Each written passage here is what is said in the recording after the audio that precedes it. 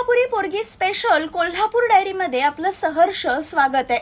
आजच्या या डायरीमध्ये आपण कोल्हापूरमध्ये विद्यापीठ हायस्कूलची स्थापना नेमकी कशी झाली या संदर्भात माहिती जाणून घेणार आहे।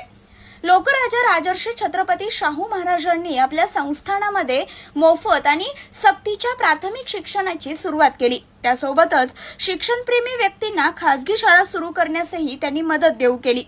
ॲनी बेझंट यांच्या मद्रास येथील थिओसॉफिकल सोसायटीत काम करणारा एक ध्येयवादी तरुण वासुदेव तोफखाने आणि त्यांचे एक मित्र गंगाधर दीक्षित यांनी एका आदर्श शाळेची संकल्पना शाहू छत्रपतींच्या समोर मांडली।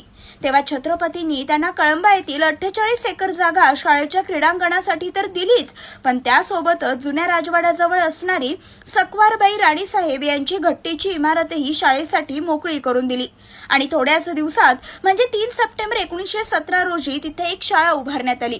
ही शाळा म्हणजेच कोल्हापुरातील आजचे विद्यापीठ हायस्कूल।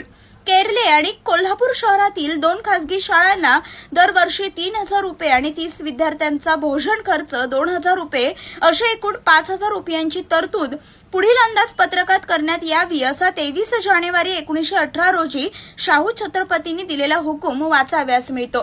तर अशा प्रकारे शाहू छत्रपतींच्या पाठबळामुळे ध्येयवादी तरुणांच्या संकल्पनेला कृतीची जोड मिळाली आणि विद्यापीठ हायस्कूलची स्थापना झाली। तर ही माहिती तुम्हाला नेमकी कशी वाटली कमेंट करून नक्की कळवा।